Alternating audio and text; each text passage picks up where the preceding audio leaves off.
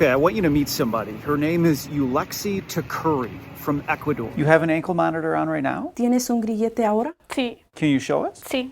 It may look like she's a criminal on probation, but she has no criminal history. She was picked up by ICE back in January on her way to pick up her kid from school. She spent 13 days in federal detention, and now she's one of the hundreds of people who are fighting back.